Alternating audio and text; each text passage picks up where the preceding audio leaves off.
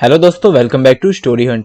आज का एपिसोड कुछ खास है एमसीयू के फैंस के लिए, क्योंकि आज हम एमसीयू में लॉन्च हुई बिल्कुल न्यू सीरीज की स्टोरी लाइन लेके आए हैं, जिसका नाम है the falcon and the winter soldier. कुछ बेसिक इन्फॉर्मेशन देने के बाद हम स्टोरी पे आएंगे। ये सीरीज वांडा विजन के जस्ट बाद डिज्नी प्लस पे रिलीज हुई थी।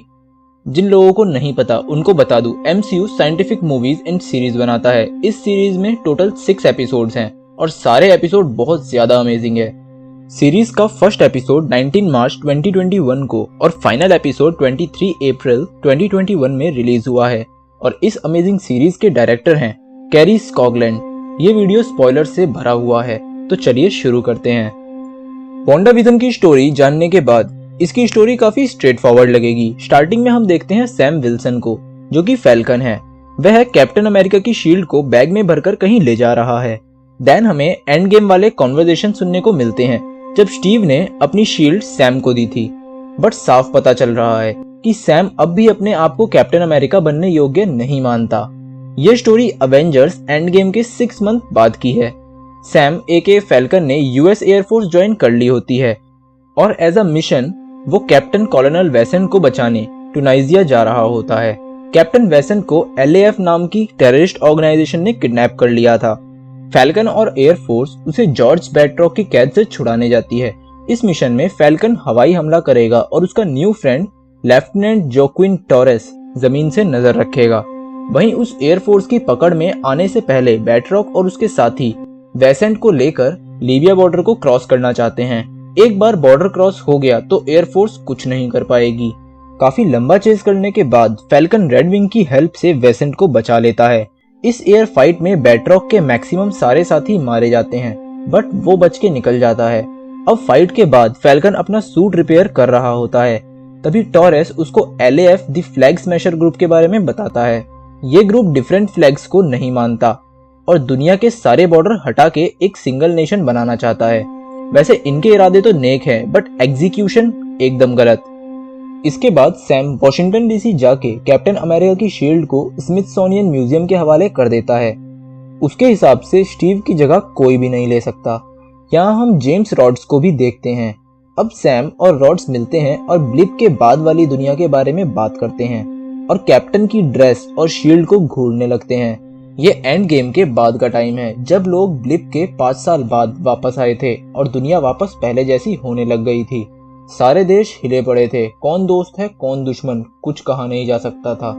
एंड गेम की फाइट में इंपॉर्टेंट रोल प्ले करने के बाद बकी एक आम जिंदगी जीने की कोशिश करता है, बट गवर्नमेंट उस पर भरोसा नहीं करती। इसीलिए उन्होंने उसे आजाद करके उसके पीछे एक थेरेपिस्ट लगा दी है। बट बकी की लाइफ बिल्कुल नॉर्मल नहीं होती है। उसको आज भी विंटर सोल्जर के बुरे सपने आते हैं। ऐसे ही एक मिशन पे उसने अपनी आइडेंटिटी छुपाने के लिए एक बंदे की जान ले ली थी। इस बंदे को याद रखना, आगे बहुत काम आएगा। उसकी थेरेपिस्ट उसको लोगों से घुलने मिलने की एडवाइस देती है।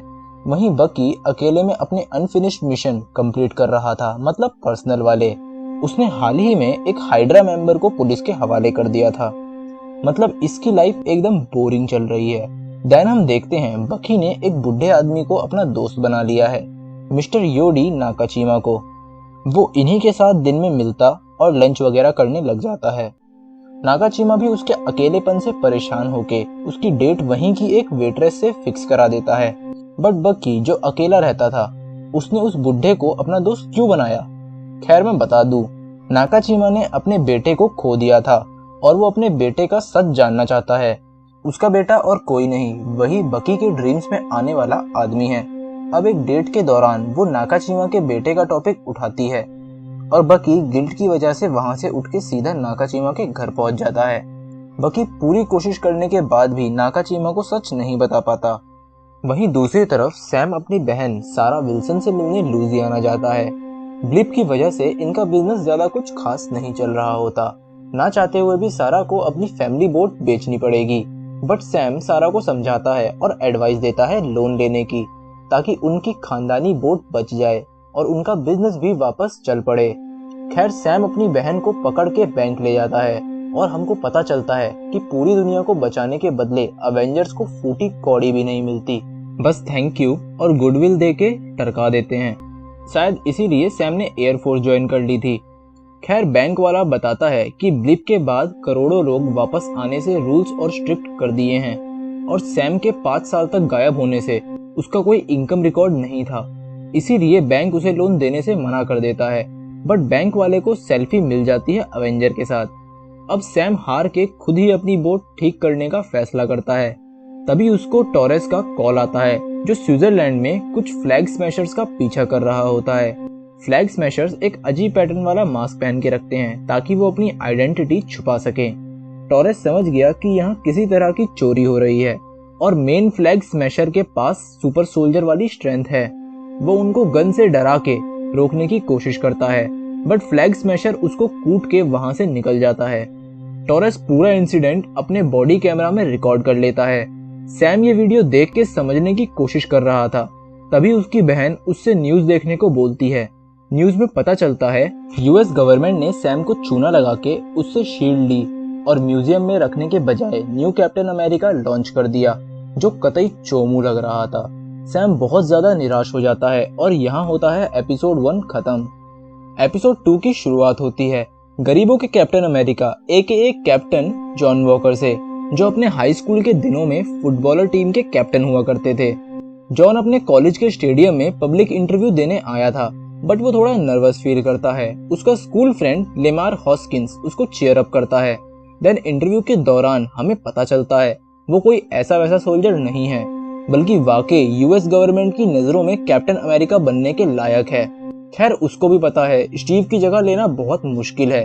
इस इंटरव्यू को बकी भी देख रहा होता है।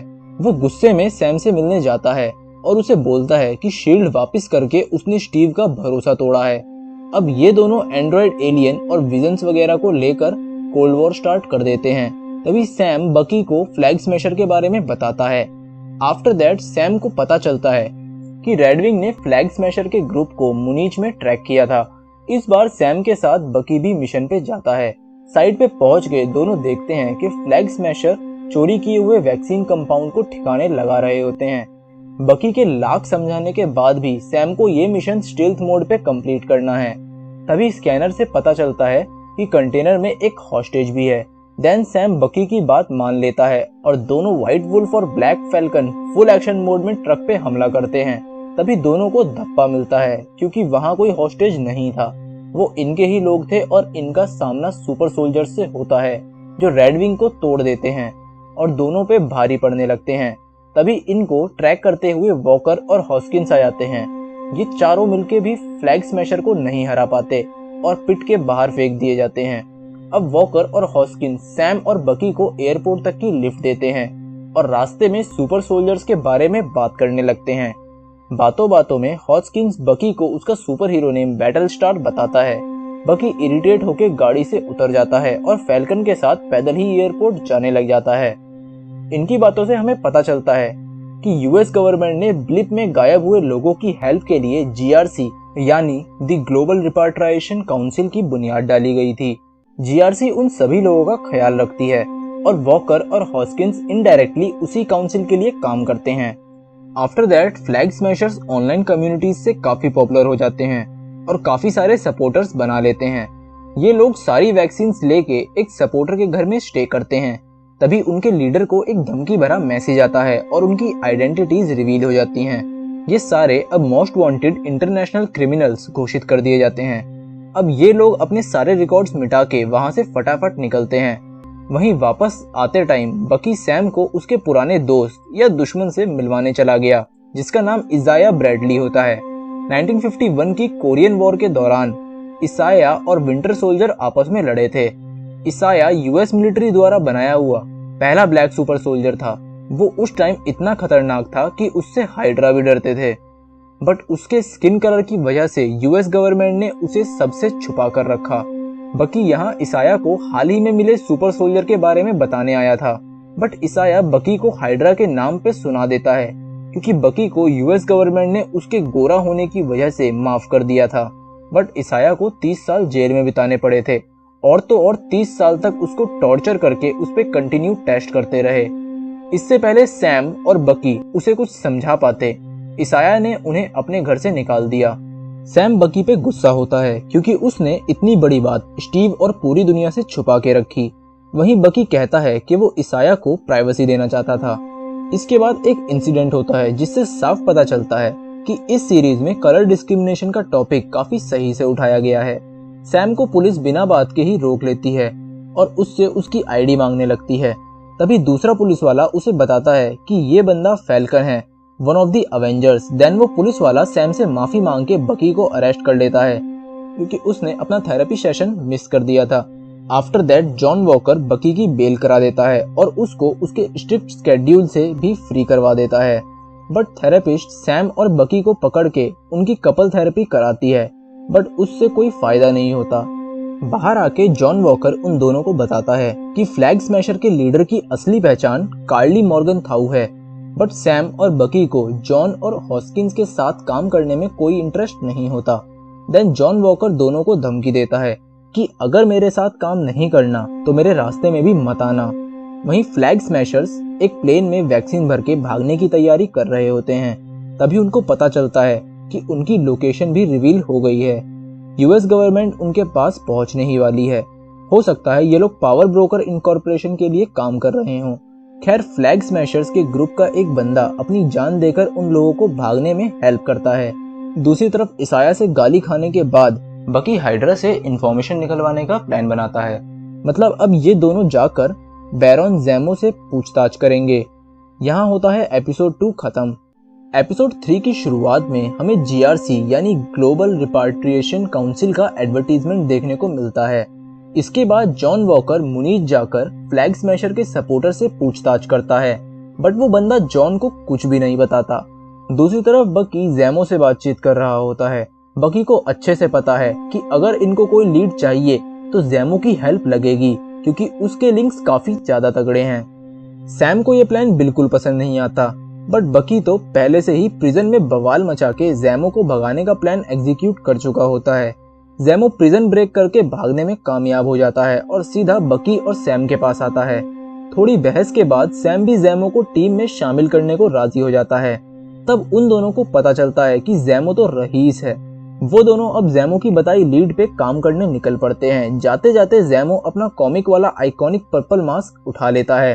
अब ये दोनों ज़ेमो के साथ उसके प्राइवेट जेट में बैठ के शेल्बी नाम के गैंगस्टर से मिलने माद्रीपुर चले गए। मार्वल के अंदर माद्रीपुर एक फिक्शनल साउथ अरबिक आइलैंड का नाम है। खैर जेट में ज़ेमो ने बकी की पर्सनल डायरी में नाकाशिमा के नाम को देखा।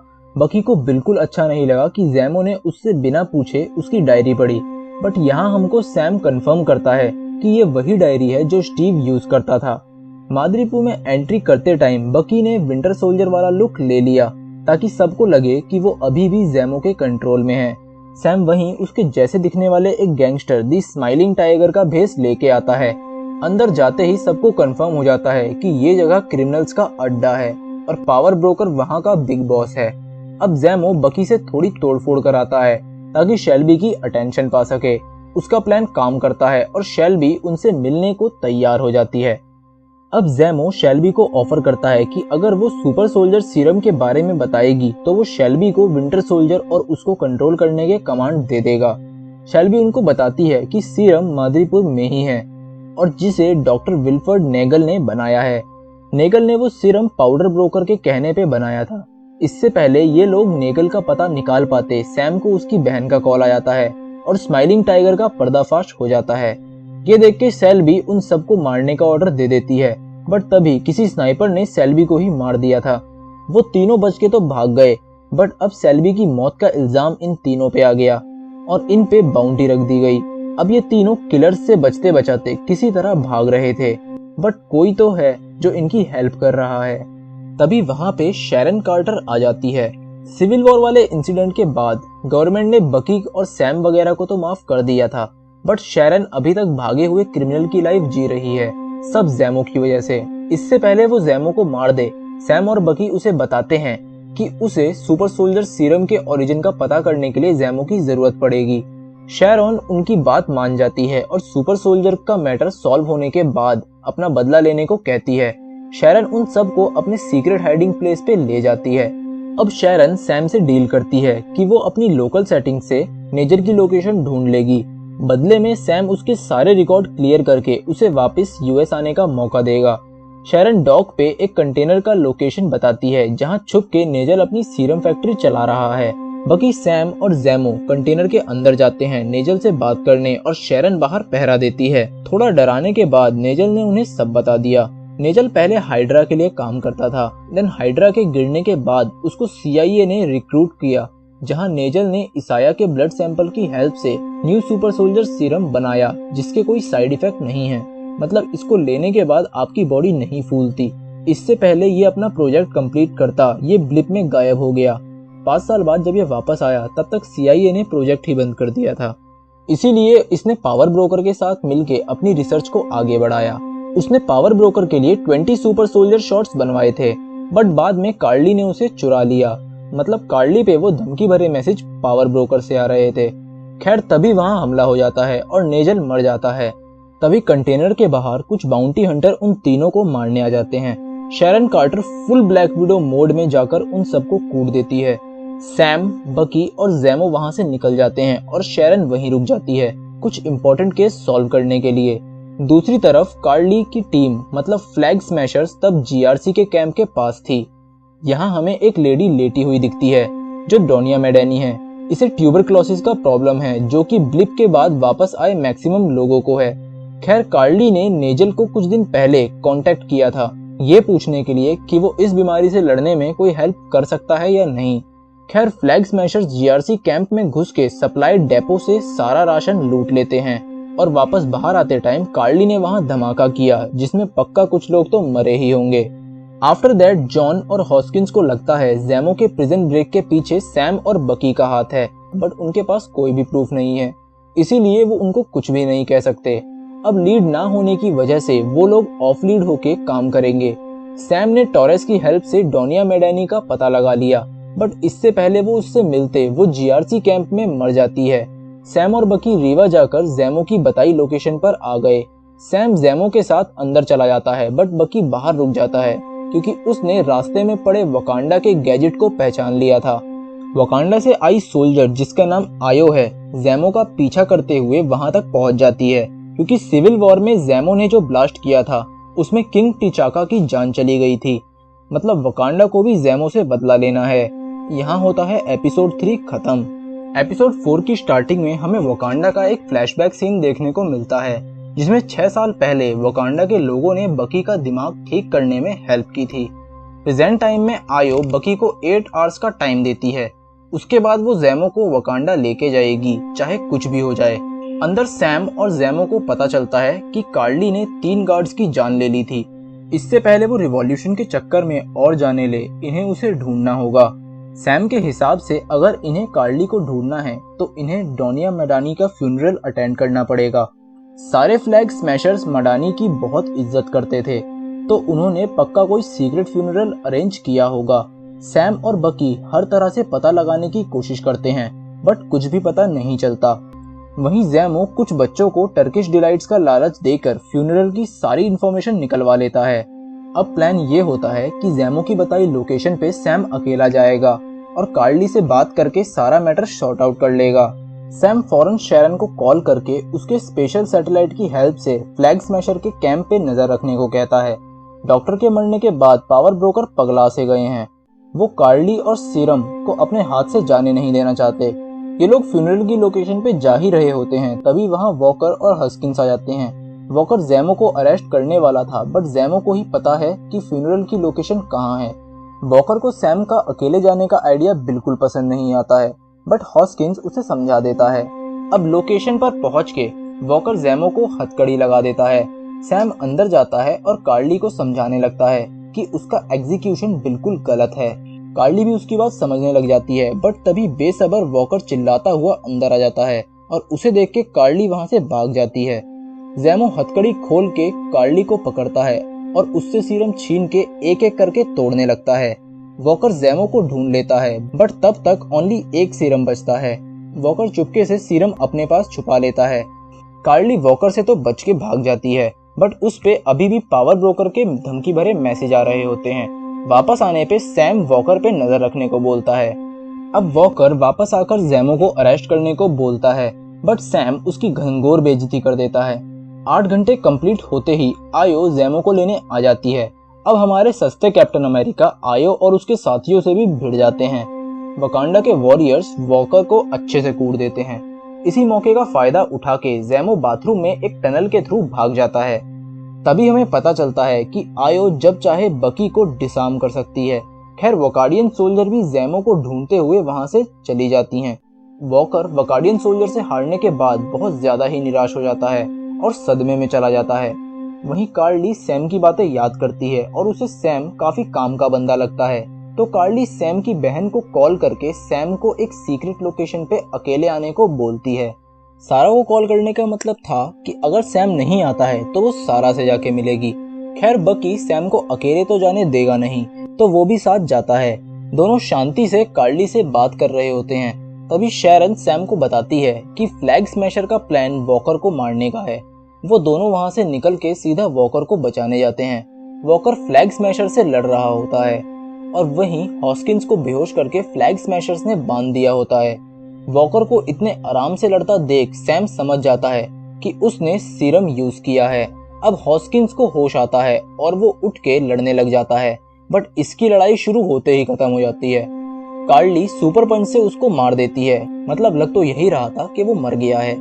वॉकर हॉस्किंस को देख के बावला सा हो जाता है और फ्लैग स्मैशर्स का पीछा करके मारने लगता है।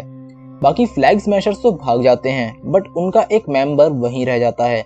गुस्से में बौखलाया हुआ वॉकर बीच चौराहे पे उस बंदे को अपनी शील्ड से कुचल के मार देता है। आसपास के सारे लोग इस इंसिडेंट को रिकॉर्ड कर लेते हैं और यहाँ होता है एपिसोड 4 खत्म। एपिसोड 5 की स्टार्टिंग में फ्लैशबैक दिखाते हैं कि कैसे जॉन वॉकर ने दूसरी कंट्री में जाके खुलेआम सबके सामने एक फ्लैग स्मैशर को बेदर्दी से मार दिया। वो अब भाग के एक बंद पड़ी फैक्ट्री में छुप जाता है। कुछ ही देर में वॉकर से शील्ड लेने सैम और बकी भी आ जाते हैं। बात करके पता चल जाता है कि वॉकर बातों से तो नहीं मानने वाला।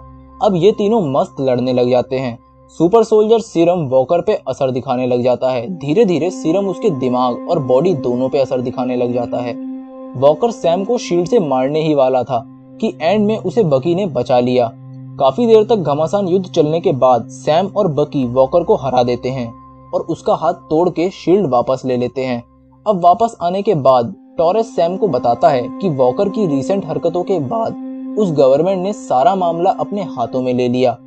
अब फ्लैग स्मैशर के एक मेंबर की मौत के बाद कार्ली और उसके साथी अंडरग्राउंड हो गए, बट इनको लगता है कि कार्ली कुछ बड़ा प्लान कर रही होगी। वहीं जीआरसी ने कार्ली की तलाश करते हुए रास्ते में आने वाले सारे फ्लैग स्मैशर के सपोर्टर को अरेस्ट कर लिया। अब flag smashers officially international criminal बन चुके थे। जो भी इनकी हेल्प करेगा वो भी क्रिमिनल ही माना जाएगा। खैर सैम ने शील्ड तो अपने पास रख ली, बट फैल्कन विंग्स टॉरेस को दे दिए। As we all know Sam के कैप्टन अमेरिका बनने के बाद टॉरेस ही फैल्कन बनता है। वहीं उस गवर्नमेंट ने जॉन वॉकर से कैप्टन अमेरिका की पोस्ट तो छीन ही ली थी, बट उसके साथ साथ मिलिट्री बेनिफिट्स भी वापस ले लिए। ये सुनने के बाद वॉकर गुस्से से आई एम कैप्टन अमेरिका बोल के वहां से चला गया। वॉकर की वाइफ उसे समझाती है कि उसे सारी चीजें धीरे धीरे हैंडल करनी चाहिए और उसे पहले हॉस्किंस के पेरेंट्स से मिलने को कहती है। तभी वहां एंट्री होती है एक न्यू कैरेक्टर की, जिसका नाम है वैलेंटीना एलेग्रा दी फोनेटेन। वैलेंटीना पहले हाइड्रा और शील्ड के लिए भी काम कर चुकी है और एक टाइम पे इसका निक फ्यूरी के साथ भी चक्कर चला था। Okay back to the story. Valentine यहाँ वॉकर को अपनी टीम में शामिल करने के लिए आई होती है। उसका कहना है कि वॉकर ने कुछ गलत नहीं किया है और अगर उसे आगे बढ़ना है तो वो उसकी हेल्प कर सकती है। वो वॉकर को ब्लाइंड विजिटिंग कार्ड थमा के चली जाती है। जरूरत पड़ने पर वैलेंटीना वॉकर को कांटेक्ट करेगी। खैर इंटरनेशनल क्रिमिनल बनने के बाद कार्ली की पूरी तरह सटक चुकी होती है। वो आगे की प्लानिंग में लग जाती है। दूसरी तरफ ज़ैमो वकाडियन सोल्जर से बच के सोकोविया पहुंच जाता है एक मेमोरियल को देखने। बकी अच्छे से जानता था कि ज़ैमो यहीं मिलेगा, तो वो भी यहाँ पहुंच जाता है। देन इन दोनों में बात होती है कार्ली और फ्लैग स्मैशर के बारे में। ज़ैमो का कहना है फ्लैग स्मैशर को रोकना है तो कार्ली को मारना पड़ेगा। ज़ैमो को लगता है कि बकी उसको मारने आया है, बट बकी उसे थोड़ा डरा के वकाडियन के हवाले कर देता है। देन वकाडियन ज़ैमो को राफ्ट लेके जाते हैं। वकांडा की जगह राफ्ट थोड़ा अजीब है। खैर जाने से पहले बकी ने आयो से एक आखिरी रिक्वेस्ट की, जो कि आगे बताएंगे। वहीं सैम शील्ड लेके इसाया से मिलने चला गया। सैम को जानना था कि इसाया के साथ हुआ क्या था। इसाया सैम को बताता है कि गवर्नमेंट ने उसके जैसे काफी सारे ब्लैक सोल्जर्स पे सीरम देके टेस्ट किए थे, बट एक एक करके सारे सोल्जर्स मरने लगे। इसाया ने बहुत कोशिश की उनको बचाने की, बट एंड में ओनली वही बचा। उसके बाद गवर्नमेंट ने 30 साल तक इसाया को जेल में रख के उसकी बॉडी पे रिसर्च की। जब वो जेल में था तब उसकी वाइफ की डेथ हो गई। उसकी वाइफ उसे लेटर लिखती थी, बट एक भी लेटर्स उस तक नहीं पहुंचे। एक दिन एक नर्स को इसाया पे तरस आ गया और उसने इसाया की झूठी डेथ रिपोर्ट बना के उसे जेल से बाहर निकाल दिया। तब से वो अंडरग्राउंड जिंदगी जी रहा है। सैम उसकी स्टोरी सबको बता के उसको उसका सम्मान दिलाना चाहता है, बट इसाया उसको मना कर देता है क्योंकि जिन लोगों ने उस पर टेस्ट किए थे, अगर उनको ये पता चला तो वो उसे और इसाया को मार देंगे। इसाया बोलता है कि अमेरिकन्स कभी भी ब्लैक कैप्टन अमेरिका को एक्सेप्ट नहीं करेंगे और उसमें थोड़ी भी सेल्फ रिस्पेक्ट है तो उसे कैप्टन अमेरिका बनने का ख्याल निकाल देना चाहिए। सैम निराश होकर अपनी बहन के पास चला जाता है। देन वो दोनों बोट रिपेयर करने लगते हैं ताकि इसे चलाने लायक बना के बेचा जा सके। तभी वहाँ पे एक स्पेशल डिलीवरी लेके बकी भी आ जाता है। ये वही डिलीवरी बॉक्स है जो बकी ने आयो से एहसान के तौर पे मांगा था। वहीं वॉकर हॉस्किंस की फैमिली को मिलके झूठा दिलासा देता है कि उसने हॉस्किंस के कातिल को मार दिया। आफ्टर दैट शैरन किसी को जॉब ऑफर करती है। आवाज से तो वेटरॉक ही लग रहा था। खैर बोट रिपेयरिंग का काम अपनी बहन पे छोड़ के सैम और बकी शील्ड थ्रोइंग की प्रैक्टिस कर रहे थे। अब बात करते करते ये दोनों अब दोस्त बनने लग जाते हैं। सैम बकी को एडवाइस देता है कि उसे विंटर सोल्जर की बुरी यादों के लिए क्लोजर ढूंढना चाहिए, मतलब वो नाकाजिमा को सब सच बता के माफी मांग ले। खैर जाने से पहले बकी सैम को कहता है कि अगर कार्ली की कोई भी इंफॉर्मेशन मिलती है तो उसे इन्फॉर्म करे। बोट रिपेयर हो जाती है, बट सारा को समझ आ जाता है कि वो अपने पेरेंट्स की आखिरी निशानी को बेच नहीं सकती। सैम भी डेली शील्ड के साथ प्रैक्टिस करके अपने आप को इम्प्रूव करने लग जाता है। जीआरसी से बदला लेने के लिए कार्ली अब बैट्रोज जैसे क्रिमिनल के साथ भी काम करने को तैयार हो जाती है। दोनों हाथ मिला लेते हैं क्योंकि बैट्रोज को भी तो सैम से बदला लेना था। कार्ली अब सारे फ्लैग स्मैशर्स का प्रोटेस्ट शुरू कर देती है। वहीं जीआरसी के मेंबर्स के बीच न्यू पैच एक्ट को लेकर डिबेट चली थी, जिसमें ये लोग सारे रेफ्यूजीज को उनके देश भेज देंगे। वहीं सैम को पता चलता है कि फ्लैग स्मैशर्स न्यूयॉर्क के जीआरसी कैंप पे हमला करेंगे क्योंकि जीआरसी की फाइनल मीटिंग वहीं रखी गई थी। फ्लैग स्मैशर्स जीआरसी कैंप पे हमला करके वहां चल रही डिबेट को रोक देते हैं। आफ्टर दैट वॉकर अपने सारे मेडल्स पिघला के उनसे एक काम चलाऊ शील्ड बना रहा होता है और यहाँ होता है एपिसोड 5 खत्म। Episode 6 the final episode.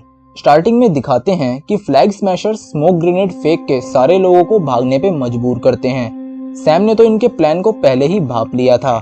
हमले की खबर मिलते ही बकी भी वहां पहुंच जाता है। अंदर जाते ही इनकी मुलाकात शैरन कार्टर से हुई, जो अपनी जान जोखिम में डाल के इनकी हेल्प करने आई थी। थोड़ी देर में ही एंट्री होती है दी न्यू कैप्टन अमेरिका की, जो अपने न्यू विंग्स वाला सूट पहन के सीधा बिल्डिंग में घुस जाता है। जी हाँ दोस्तों, बकी ने आयो से न्यू कैप्टन अमेरिका का सूट मांगा था सैम के लिए। एंट्री वाकई कमाल की थी दोस्तों। अंदर जाते ही सैम का सामना बैट्रॉक से होता है। सैम स्मोक देखते ही समझ जाता है कि फ्लैग स्मैशर्स का प्लान सबको बिल्डिंग से बाहर निकाल के किडनैप करने का था।